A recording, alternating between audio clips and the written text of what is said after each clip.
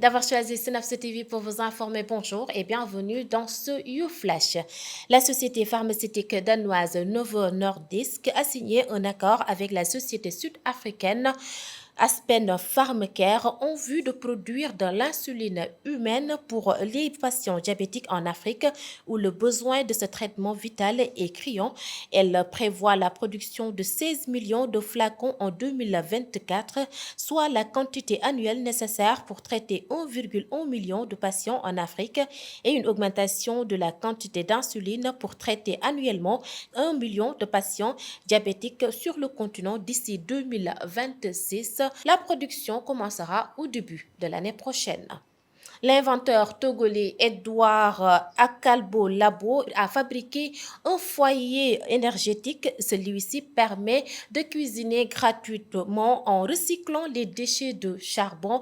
Pour ce jeune ingénieur en électromécanique, c'est une manière de participer à la protection de l'environnement et alléger les mélanges dans la cuisine. Écoutons ses explications avec BBC Afrique. C'est un foyer amélioré, économique et écologique qui utilise les résidus de charbon recyclés comme combustible.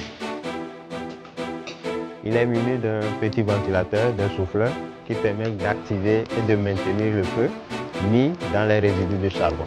Avec, on n'a plus besoin d'activer à la main et on n'a plus besoin d'acheter du charbon parce qu'on recycle les résidus de charbon et on prépare très rapidement parce que ça nous réduit le temps de cuisson en deux. En tant qu'innovateur, je veux apporter des solutions à ma communauté. Quand j'étais en troisième, bizarrement j'étais là, j'apprenais et puis un avion passait comme ça, je dis non. Pourquoi ça ne tombe pas? Pourquoi je lance une pierre et ça tombe? C'est quelle science cachée derrière tout ça? Je me suis dit, il faut que je m'approprie de cette science, de cette technologie.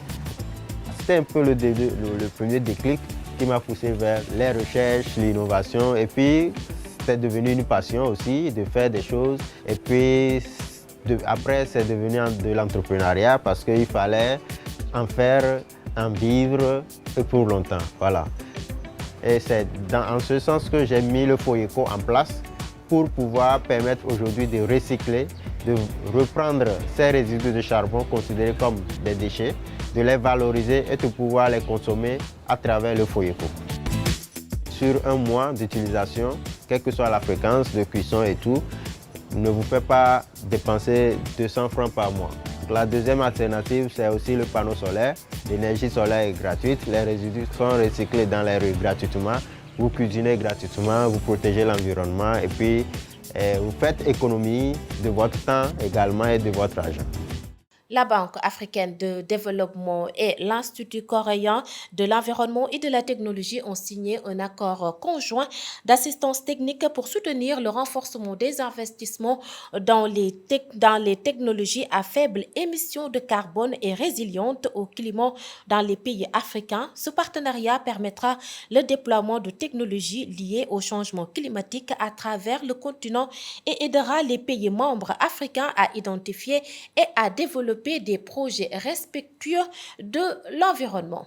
Passons à notre rubrique du jour. Siyaboué Lela Rouza est un scientifique sud-africain, expert en génie énergétique, entrepreneur et diplômé en ingénierie de Harvard, fondateur et directeur général de Galactic Energy Venture. Il est le plus jeune membre du groupe consultatif sur l'énergie Afrique 2.0. C'est ce jeune génie sud-africain que Nyanya Bassal dresse son portrait. Siyaboulela Letouholo Rouza est né à Mtata, Cap-Oriental en 1989 et a fréquenté le St. John's College de Johannesburg. Décrivant le moment qui a suscité en lui une grande passion pour la science, il a déclaré, je cite, « Je poursuivais le rugissement d'un avion Cessna, larguant des tracts électoraux au-dessus de Mtata, ma township sud-africaine. C'était en 1994, la première année d'une nouvelle démocratie dans mon pays, et la vue de cette merveille technologique a suscité en moi une curiosité pour la science et une passion pour l'utilisation de la technologie pour créer une renaissance africaine. Fin de citation. 10 ans plus tard, à l'âge de 16 ans, Rosa a commencé à expérimenter le carburant pour fusée qu'il fabriquait dans la cuisine de sa mère. Après 6 mois et 77 lancements infructueux, ces expériences ont abouti au lancement d'une fusée artisanale, The Phoenix, qui a atteint une altitude de plus d'1 kilomètre, ce qui lui a valu le record d'altitude amateur sud-africain junior de grande puissance. Le projet de Rosa sur le carburant solide pour fusée a remporté l'or à l'ESCOM Expo for Young Scientists en 2006, ainsi que le prix Dr. Derek Gray Memorial pour le projet le plus prestigieux du pays. Il a été invité à présenter son projet à l'Expo Science International pour la jeunesse en Suède en décembre 2006. My question to you today is, what is your Jupiter? Each of us here have our own Jupiters. It may not necessarily be fuel cells. It may not necessarily be rocket fuel, but each of us have that seemingly impossible goal that we are working towards as South Africans. En 2010, Rosa a été élue membre de l'African Leadership Network qui vise à créer la prospérité en Afrique. La même année, il s'exprime à l'Union africaine à Addis Abeba sur ce sujet. Rosa est devenue membre de la Kairos Society en 2011.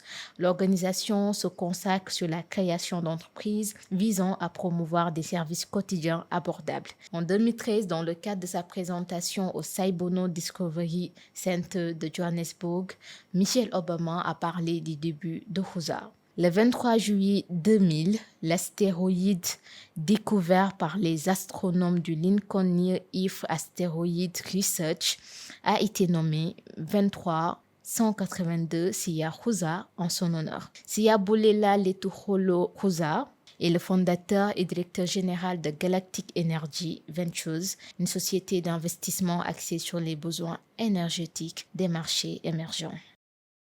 Merci Nyanya Bessal pour ce portrait et vous aurez cette rubrique jeudi prochain. Une note de culture pour boucler ce YouFlash.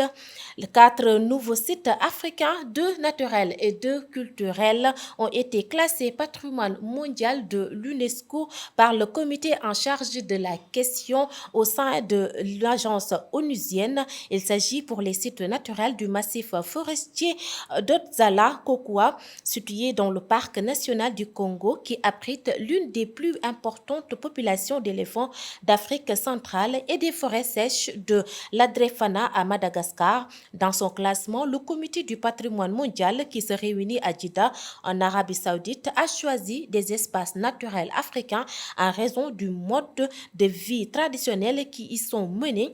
C'est notamment le cas de 2 sites en Éthiopie, Gédéo, où l'on trouve des forêts sacrées et des stèles mégalithiques, et le parc national des Monts Balé.